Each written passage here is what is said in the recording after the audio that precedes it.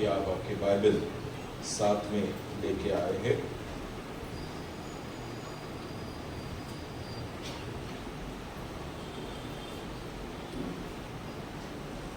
लूका रचित सुसमाचार इसका 4था अध्याय वचन 18 कोई भी पढ़ सकता है।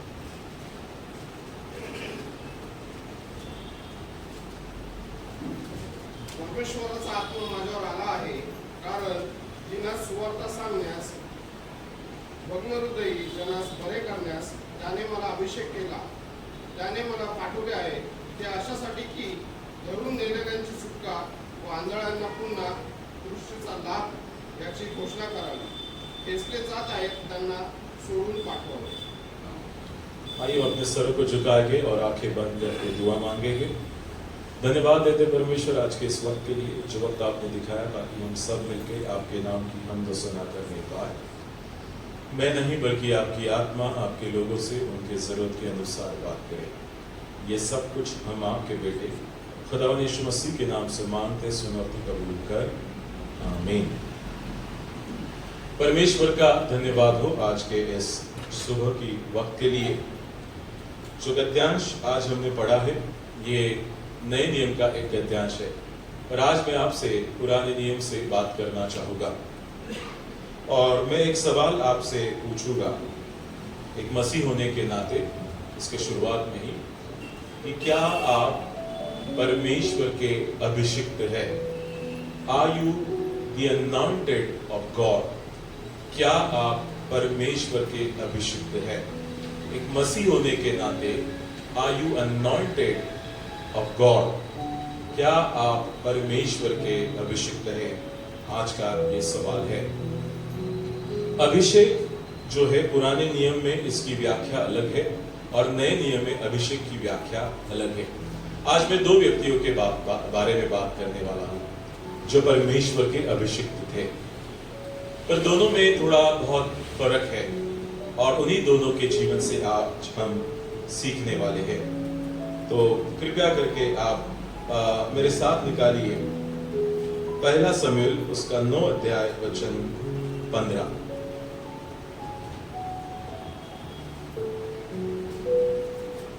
आप में से कोई भी इसे पढ़ सकता है।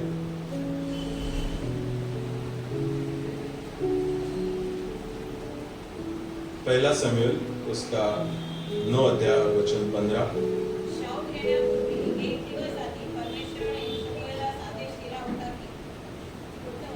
हाँ,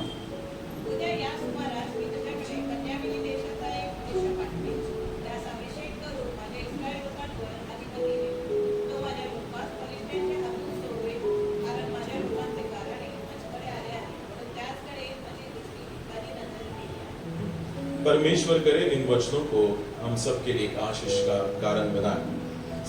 आज हम जो है अभिषेक के बारे में सीखेंगे। We'll talk about and we'll learn about the anointing of God, the anointment of God. परमेश्वर के अभिषेक के बारे में हम सीखेंगे, और इसीलिए आज का मेरा शीर्षक ये है कि anointment is costly, don't lose it dearly. Anointment is costly, don't lose it dearly. अभिषेक जो है बहुत ही महंगा है या फिर बहुत ही मायने रखता है, उसे यूं ही जाने मत दो। अभिषेक जो है, ध्यान से सुनना सब, अभिषेक के बारे में बात कर रहा है। नए नियम में व्याख्या अलग है और पुराने नियम में उसकी व्याख्या अलग है। और ये अभिषेक जो है वो हमें बताता है कि ये परमेश्वर से प्राप्त हुआ है, इसलिए ये हमारे जीवन में काफी मायने रखता है। उसे यूं ही हल्के में मत लो और उसे यूं ही जाने मत दो। दो व्यक्तियों के बारे में हम बात करेंगे। Anointment from above make person different from the rest. It comes to us as a privilege with the responsibility. Many times, out of fear, selfish agenda, and compulsion, we misuse it and pay the price dearly.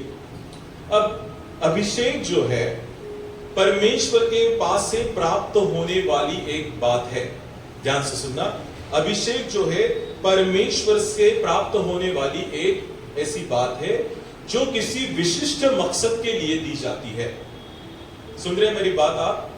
ध्यान से सुनना। अभिषेक हम बहुत बार कहते हैं अभिषिक्त अभिषिक्त अभिषिक्त अभिषिक्त, पर आज जानेंगे ये अभिषेक या अभिषेक का मतलब क्या है। अभिषेक परमेश्वर से मिलता है और ये किसी खास मकसद के लिए हमें अभिषिक्त किया जाता है।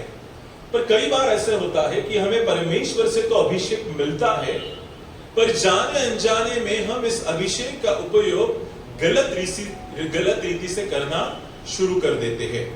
ठीक है, इन द हिब्रू बाइबल मतलब पुराने नियम में two individuals received the anointment for a specific and special task, but over the time they took it differently.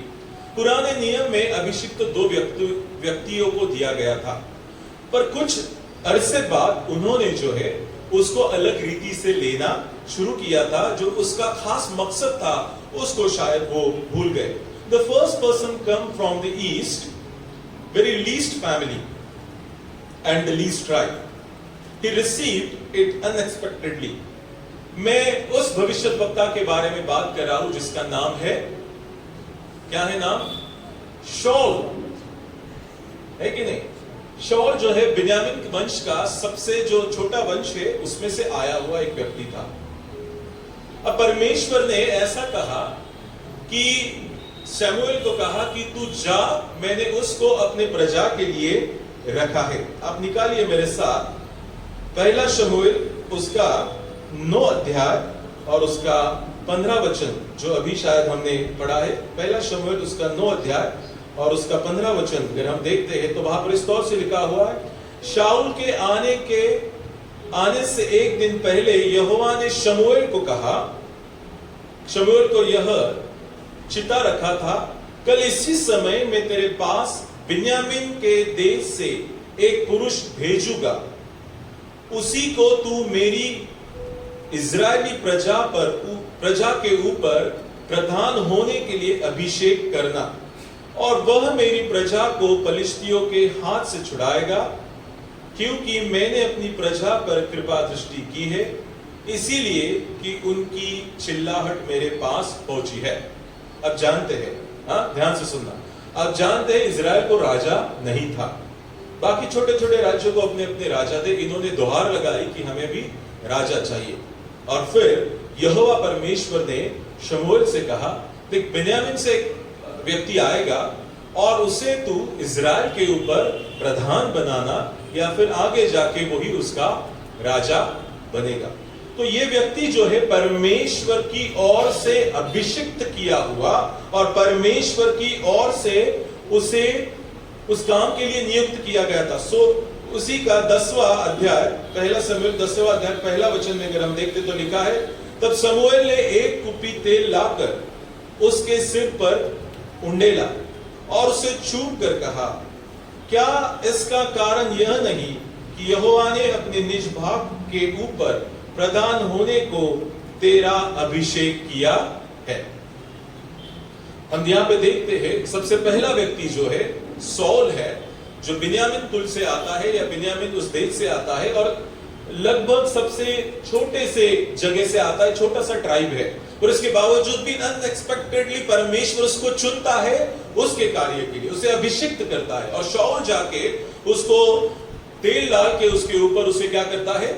अभिषिक्त करता है, और उसके बाद शाऊल जो है वो वहां का राजा बन जाता है। So the first person is, सबसे पहला जो व्यक्ति है वो है शाऊल, और हम देखते हैं यहाँ पे शाऊल के बारे में कि परमेश्वर किस प्रकार से उसे चुनता है। The first persons come from the very least family and the least tribe. He received it unexpectedly. His beginning was good, but later had conflict with the Samuel and David. हम देखते हैं कि शुरुआती दिनों में वो बहुत अच्छी तरीके से इजरायली लोगों का रक्षण करते रहा, इजराइल लोगों की परवरिश करते रहा, पर कुछ दिन के बाद हम देखते हैं कि वो जो है सैमुएल के साथ, मतलब शमूएल जिसने उसको अभिषेक किया था उसके साथ, और उसके बाद दाऊद के साथ उसके संबंध बिगड़ जाते हैं। He received ample opportunity to rectify his error, but he made deliberately attempt to hold on his position with no real repentance. उसको कई बार ऐसे मौके मिले कि वो अपने पापों का अंगीकार करे शाऊल के पास जाके। अब एक बार उसने किया था शाऊल के पास जाके अंगीकार, पर कहा कि तू लोगों को मत बताना कि मैंने ये बात की है, ये लोगों तक नहीं जानी चाहिए। हम गुरुवार के दिनों में हम पश्चाताप के बारे में सीख रहे हैं। What is the true repentance and what is the false repentance. एक सच्चा पश्चाताप क्या है और झूठा पश्चाताप क्या है। सच्चा पश्चाताप का मतलब यही है कि तुम लोग जो है इस बात के लिए नहीं डरते हो जो तुमने किया है, शायद वो लोगों को भी पता चल जाए, पर तुम नहीं डरोगे। इसी को सच्चा पश्चाताप कहा गया है। और दाऊद के जीवन में हम देखते हैं कि जब उसने बत्शेबा के साथ पाप किया था, उसने खुले आम भजन संहिता 51 में उसको लोगों के बीच में बोला कि मैंने इस बात को किया है और मैं अपराधी हूं। So it's publicly declared, he publicly declares what he has done, and that is a true repentance. But if you want to hide that, अगर हम उसको छिपाना चाहे तो वो सच्चा पश्चाताप नहीं हो सकता है। और शाऊल ने यही किया। वो जाके शमूएल के पास जाता है और उससे कहता है कि जो बात मैंने तुझे बताई है, तू दुनिया को मत बता, मेरी प्रजा को मत बता, नहीं तो वो मेरी घृणा करने लगेंगे। और ये सच्चा पश्चाताप नहीं है। हम आगे देखते हैं, हम यहाँ पे देखते हैं कि किस प्रकार शाऊल जो है इस बात को करता है। और फिर हम आगे वहां पे देखते, gradually he lost his anointing position and life. When anointment is lost, the person become disturbed and he will have no control over his emotions. At one stage he will behave as a good person, and the very next moment he will harm others.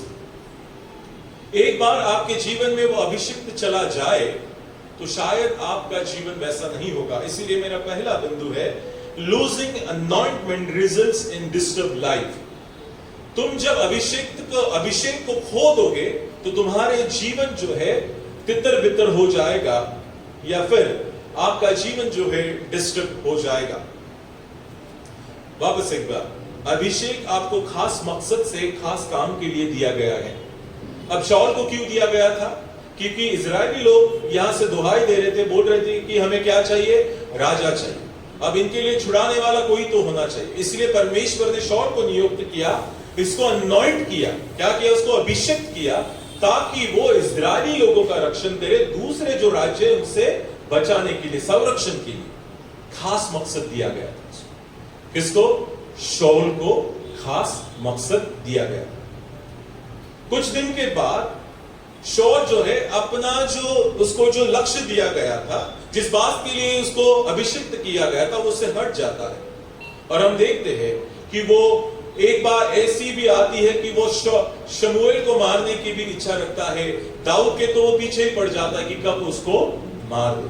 तो उसका लक्ष्य जो है बदल जाता है, उसका लक्ष्य जो है बदल जाता है। जिस मकसद से उसे अभिषिक्त किया गया है उसे वो भूल के दूसरे राह पे जाता है। परिणाम क्या होता है उसका? वो अपने अभिषेक को खो देता है, और उसका परिणाम उसके जीवन में यह आता है कि वो अपने जीवन में डिस्टर्ब हो जाता है, तितर बितर, इसके विचार पूरे बदल जाते हैं। और पता है उसका अंत क्या होता है? वो अपने एक सैनिक से कहता है आखिर में कि तू मुझे मार दे। क्या कहता है? तो तलवार से मुझे मार दे। और वो सैनिक जो है डर जाता है, नहीं मैं ऐसा नहीं कर सकता। हमने उस भाग को भी पढ़ा है कि किस प्रकार वो आप निकालिए दूसरा शमूएल उसका पहला अध्याय, दूसरा शमूएल उसका पहला अध्याय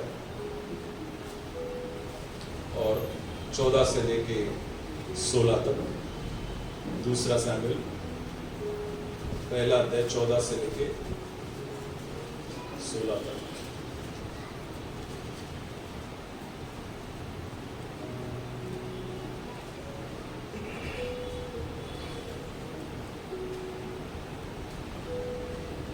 पढ़िए आप कोई। दूसरा शमूएल उसका पहला अध्याय 14 से लेकर 16 तक।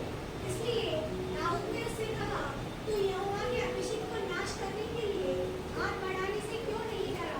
तब दाऊद ने एक जवान को बुलाकर कहा, निकट जाकर उस पर प्रहार कर।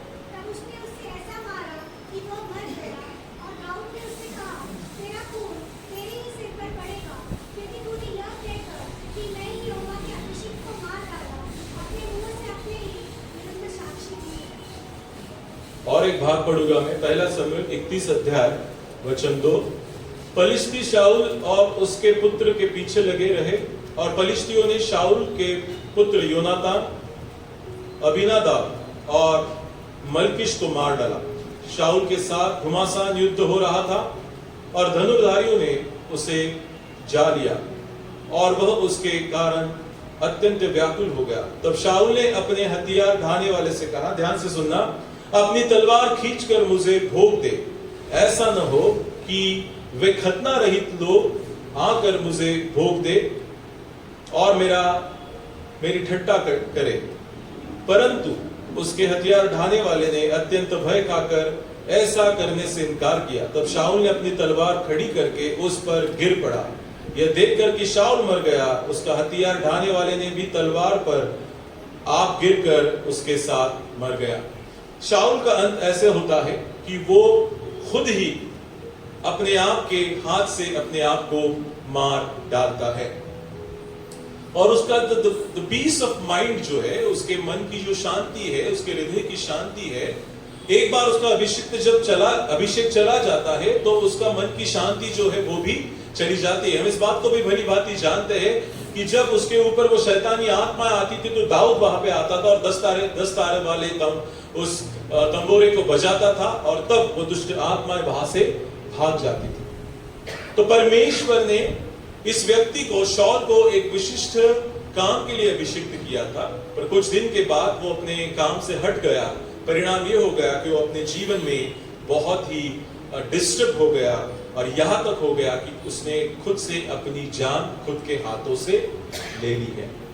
तो ये जो है पहला व्यक्ति है शौल, जिसको अभिषिक्त तो किया था पर उसने अपने अभिषेक को गला दिया। और फिर दूसरे व्यक्ति के बारे में हम देखते हैं, The second person was the shepherd boy ignored by his father and the brothers.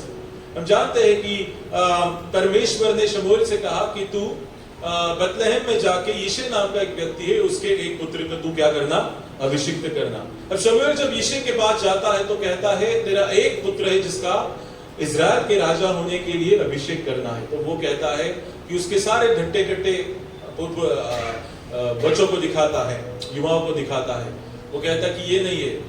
फिर ही इसके माँ बाप जो है, या माँ बाप जो है, भाई जो है, वो भी इसे इग्नोर करता है। एक छोटा बच्चा है जो गया है कहां पे, भेड़ बकरियों को चराने के लिए।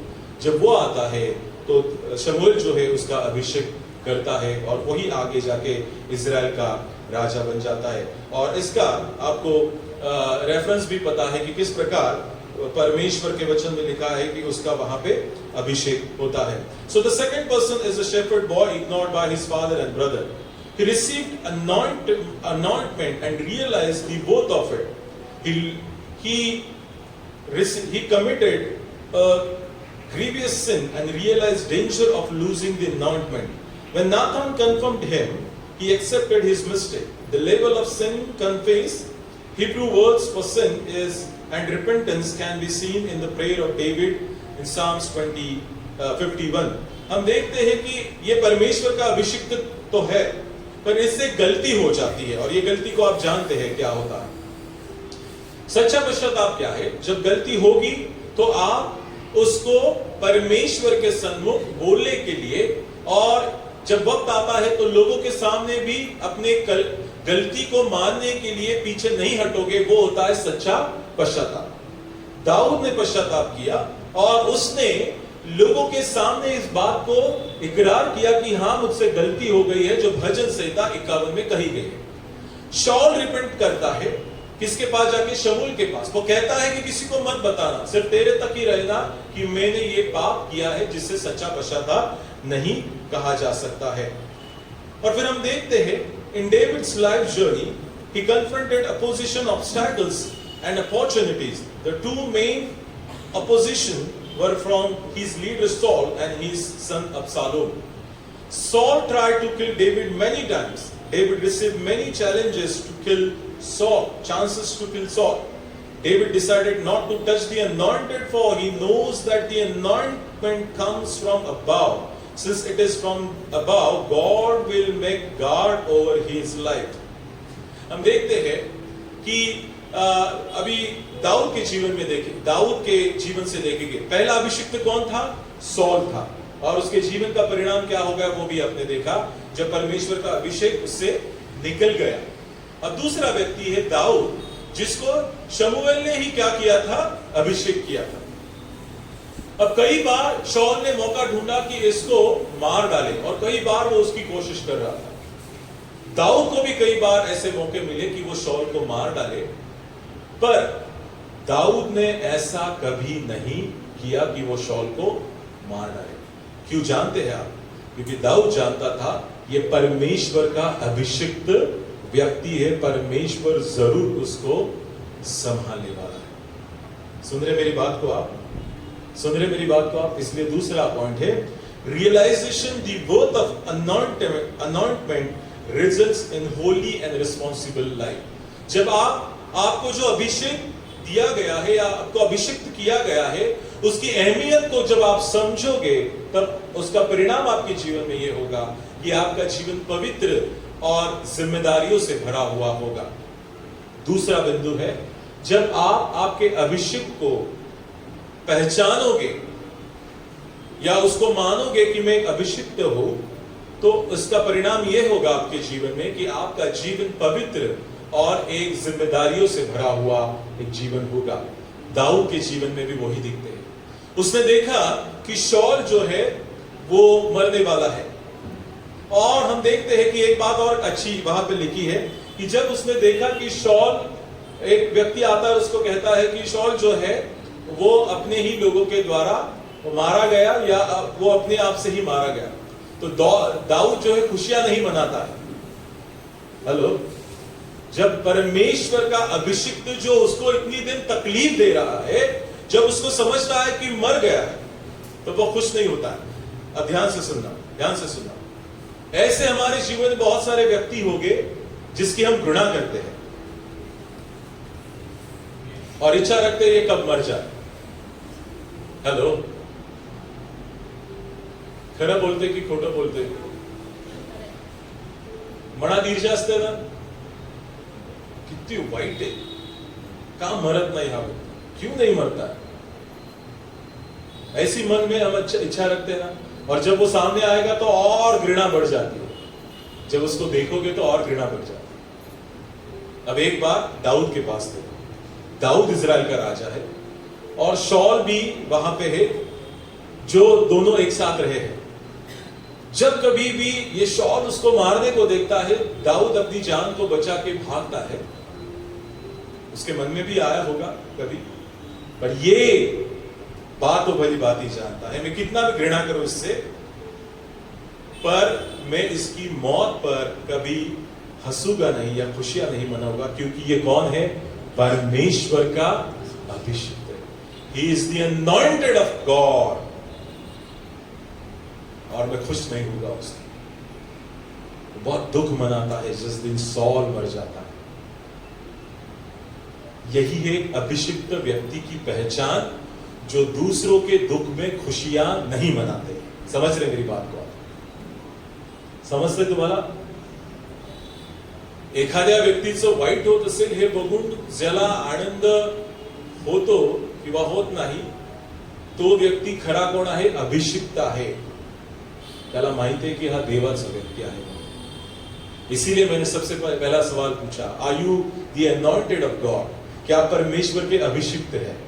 अगर आप परमेश्वर के अभिषिक्त है, तो आपका कितना भी बड़ा दुश्मन हो, कितना भी बड़ा दुश्मन हो, उसे माफ करो, माफ करो, माफ करो, और जब वो मर जाए तो उसके मरने का मातम मनाओ, ना कि खुश होना कि एक बार का मर गया। क्योंकि लेखा लेने वाला कौन है? परमेश्वर। Let it be in God's hand, परमेश्वर के हाथ में सौंप दो। परमेश्वर जिसका उसका लेखा लेने वाला परमेश्वर है। घृणा मत करो, बार बार कहा है नए नियम में, घृणा मत करो, बदला परमेश्वर के हाथ में है। देवाच्या क्रोधाला वाट द्या, तुम्ही स्वतः काही करू नका। सहन करा, सहन करा, सहन करा, शेवटपर्यंत सहन करा।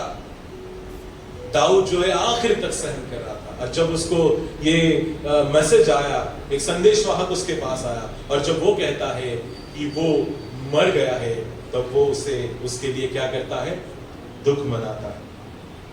उसका और एक उसका जीवन में एक व्यक्ति है जिससे भी वो बहुत परेशान है, और वो है अबशालोम। अबशालोम कौन है पता है?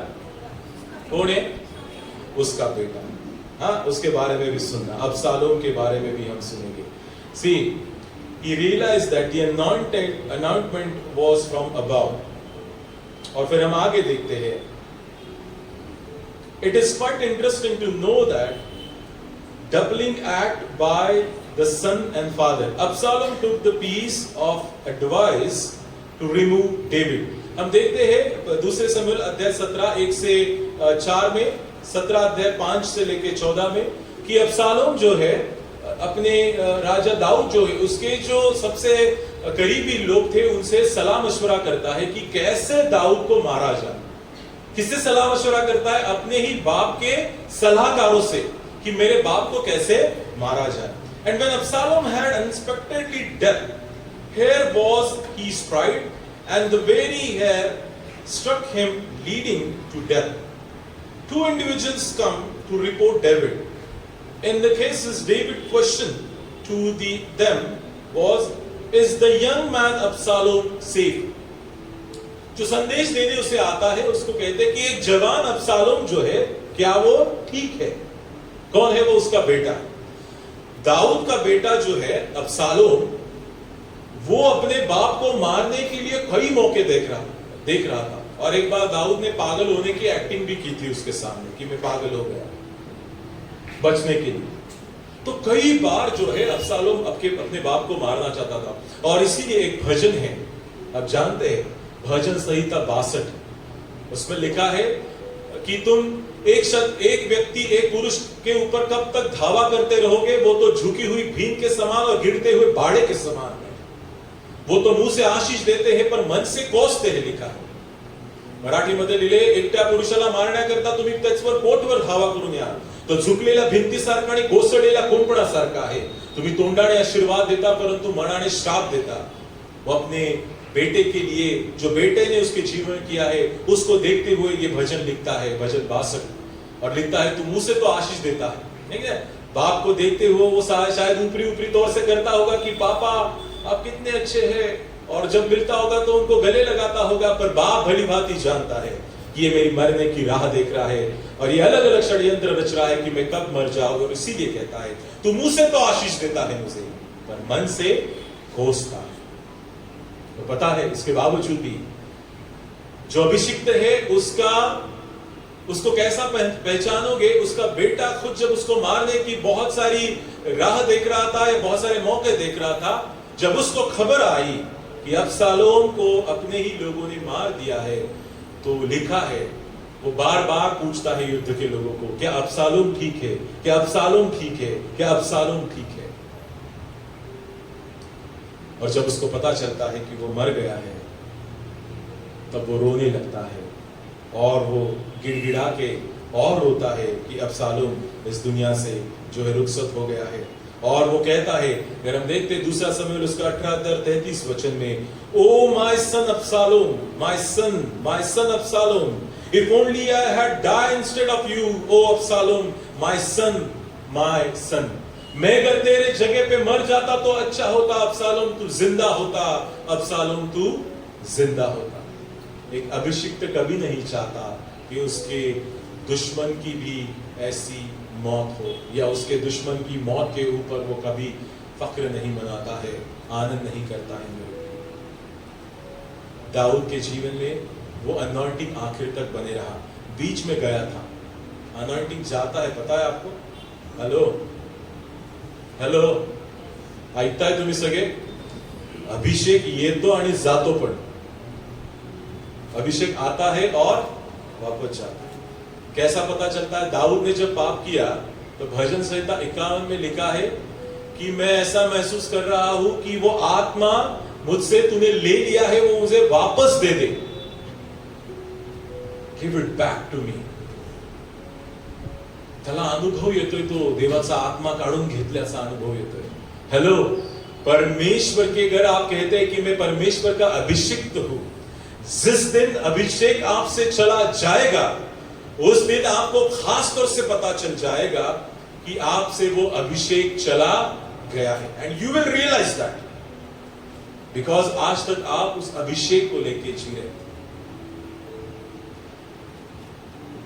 आदम और हवा के बारे में भी जानते हैं ना, उन्होंने जब फल खाया तो उन्हें पता चला कि हम क्या है, नंगे है कि नहीं। हमारा अभिषेक जो परमेश्वर ने अगर आपको अभिषेक किया है किसी काम के लिए, किस वजह से, किसी भी वजह से अगर वो आपके जीवन से जाता है, तो आपको तुरंत पता चल जाता है कि मेरे जीवन से वो अभिषेक गया है, क्योंकि वो आप परमेश्वर का अनुभव नहीं कर पाते, वो अनुभव नहीं रहता आपके जीवन में। मला आज का वेगळं जाणवतंय, मला का वेगळं भासतंय आज, मी का नेहमीसारखं नाही राहू शकत आहे का, कारण तो अभिषेक माझ्यातून काढून घेतलेला, देव काढून पण घेतो, लक्षात ठेवा। हॅलो, घेतो काढून, माहिती कुणाला आहे इथं अनुभव आहे कुणाला, देव अभिषेक काढून घेतो तुमचा आणि परत देतो सुद्धा। जो पश्चातापी अंतःकरणाने परत परमेश्वराकडे येईल, परमेश्वर पुन्हा एक बार त्याच्या पवित्र आत्म्याने किंवा त्याच्या अभिषेकाने त्याला भरणार आहे। पण त्यासाठी खरा पश्चाताप, सच्चा पश्चाताप जो दाऊद ने किया था, वैसा अगर आप करते हैं तो परमेश्वर जरूर उसके द्वारा आपको आशीषित करेगा। तो ये दो व्यक्ति है जिन्हें परमेश्वर ने अभिषेक किया था। अनॉइंटिंग, परमेश्वर का अभिषेक एक खास मकसद के लिए दिया जाता है इस पृथ्वी पर। पुराने नियम में इन दो व्यक्तियों को दिया था, एक था सौल और दूसरा था दाऊद। सौल ने थोड़े दिन तक इसका इस्तेमाल अच्छा किया, कुछ दिन बीतने के बाद उसने गलत बातों के लिए इसका इस्तेमाल करना शुरू किया। इसका परिणाम ये हो गया कि उसने अपने अभिषिक्त को तो गलाया और उसका जीवन जो है डिस्टर्ब हो गया। उसके पर दूसरा व्यक्ति है दाऊद, जो एक चरवाह था। उसने अभिषिक्त का महत्व समझा, अहमियत समझी और उसको लेके वो जा गया। उसने कई लड़ाइयों को जीता, परमेश्वर के लिए वो आगे गया, परमेश्वर के लिए उसने बड़े बड़े कार्य किया। एक बार ऐसा भी आया कि उसके गलती के कारण उसने अभिषेक को गवाया, पर वापस एक बार पश्चाताप करके वापस उसको प्राप्त किया। और हम देखते हैं कि दाऊद के द्वारा हम सब लोग जो है अपने जीवन में उसके भजन के द्वारा आशीषित हो रहे हैं। यह है पुराने नियम की व्याख्या जो अभिषेक के बारे में दिखाती है। प्रियो, what is the New Testament is talking about the anointing of God? परमेश्वर का अभिषेक क्या है? आप निकालिए मेरे साथ लूका रचित सुसमाचार उसका 4था अध्याय और उसका 18 वचन। वहां पर इस तौर से लिखा हुआ है, 4था अध्याय 18 वचन में लिखा है, प्रभु का आत्मा मुझ पर है, इसीलिए कि उसने कंगालों को सुसमाचार सुनाने के लिए मेरा अभिषेक किया है। सुना आपने? नए नियम में अभिषेक की व्याख्या क्या है? किस लिए अभिषेक किया है? कंगालों को सुसमाचार का प्रचार करने के लिए। और मुझे इसीलिए भेजा है कि बंदियों को छुटकारे का और अंधों को दृष्टि पाने का सुसमाचार का प्रचार करूं और कुचले हुओं को छुड़ाओ और प्रभु के प्रसन्न रहने के वर्ष का प्रचार करूं। ठीक है, और एक भाग पढ़ेंगे प्रेरितों के काम, इसका 10वां अध्याय और उसका 38 वचन। यहां पर इस तौर से लिखा हुआ है, परमेश्वर ने किसी रीति से यीशु नासरी को पवित्र आत्मा और सामर्थ से अभिषेक किया, वह भलाई करता और सबको जो शैतान के सताए हुए थे अच्छा करता फिरा, क्योंकि परमेश्वर उसके साथ था। लेकिन दो भाग अपने सुने हैं। पुराने नियम में इसका मकसद यह था कि वो अपने प्रजा की रक्षा करे, जैसा यहोवा उसको बोलेगा वैसे ही अपने प्रजा के लिए करे। Now what is the New Testament understanding of anointment is? क्यों हमें अभिषिक्त किया गया है? व्हाई गॉड हैज अनॉइंटेड अस?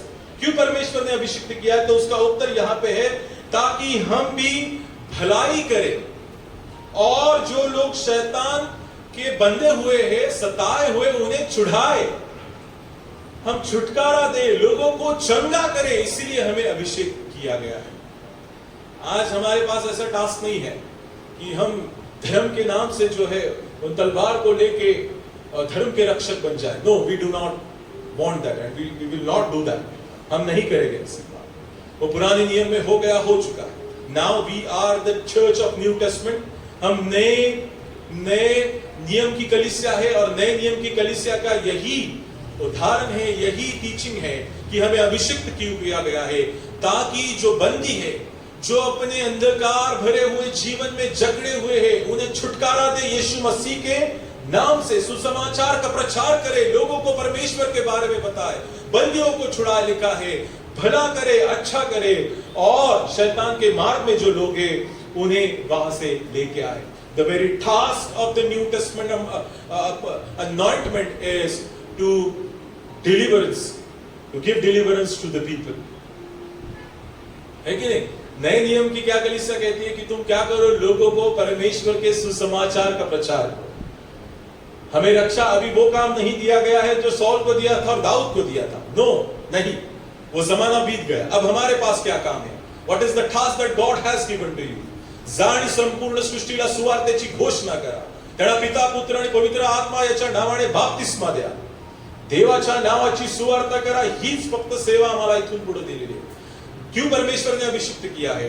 कि परमेश्वर के वचन का सुसमाचार का प्रचार करें। क्यों करें? क्योंकि लोग जो शैतान की बंधनों में जकड़े हुए हैं उन्हें हम छुटकारा दें। इसीलिए मेरे प्रियो, आज के दिन मैं आपको यही कहना चाहूंगा इस अभिषेक के बारे में जो परमेश्वर ने उन दो व्यक्ति को दिया था। एक ने उसको अंजाम दिया और दूसरा उसको अंजाम नहीं दे पाया। और आज हमारे लिए अगर हम अपने आप को परमेश्वर के अभिषिक्त कहते हैं तो हमारे लिए भी यही सवाल होगा, क्या उस काम को आप अंजाम दे रहे हैं जिसके लिए हम सबको परमेश्वर ने चुना है? मैं वापस एक बार धन्यवाद देना चाहूंगा उन सभी व्यक्तियों के लिए कि वो लोग किसी न किसी जरिए से परमेश्वर के वचन के सुसमाचार को लोगों तक लेके जाते हैं और लोगों को सच्चाई के बारे में बताता है। जो बंधनों में उनको छुड़ाते हैं, जो अंधकार में है उन्हें वो उजाले में लेके आने की कोशिश करते हैं। इसीलिए आज के सुबह मैं आपसे यही कहना चाहूंगा, आप प्रभु भोज में हिस्सा लेने से पहले आप इस बात को सोचे समझे कि क्या मैं परमेश्वर का अभिषिक्त हूँ, और आप पाते हैं कि सचमुच वो अभिषेक परमेश्वर ने मुझे किया है, वो पवित्र आत्मा से मुझे भर दिया है, तो मेरा उत्तरदायित्व क्या है, मेरी जिम्मेदारी क्या है? क्या मैं उसे बखूबी निभा रहा हूँ या नहीं निभा रहा हूँ, या मैं उसी दुनिया की तौर तरीके से चल रहा हूँ? तो इस बात को आप सोचिए और इस अनॉइंटिंग का, इस अभिषेक का सच्चा मतलब जानने की आपके जीवन में जरूर कोशिश कीजिए। परमेश्वर करे वचनों के द्वारा हम सबको आशीषित करें। आइए हम अपने सर को झुकाएंगे और आंखें बंद करके दुआ मांगेंगे। धन्यवाद देते परमेश्वर आज के इस वक्त के, जो वक्त आपने दिखाया ताकि हम सब मिलकर आपके नाम की हम तो सना करने पाए। हम धन्यवाद देते आज के इस कलाम के लिए परमेश्वर, होने पाए परमेश्वर, हम भी उस अभिषेक की अहमियत को पहचाने परमेश्वर। हम जानते हैं कि आपने हम सभी को अभिषिक्त किया है परमेश्वर। We are the anointed of God. और इसकी अहमियत को हम समझे, इसकी जिम्मेदारियों को हम समझे और उसकी तरह हम अपने जीवन में चलने वाले बनने का धन्यवाद देते। इस वचन के द्वारा आपने हम सबको आशीषित किया। ये सब कुछ हम आपके बेटे खुदा यीशु मसीह के नाम से मांगते समर्थ कबूल कर, आमीन।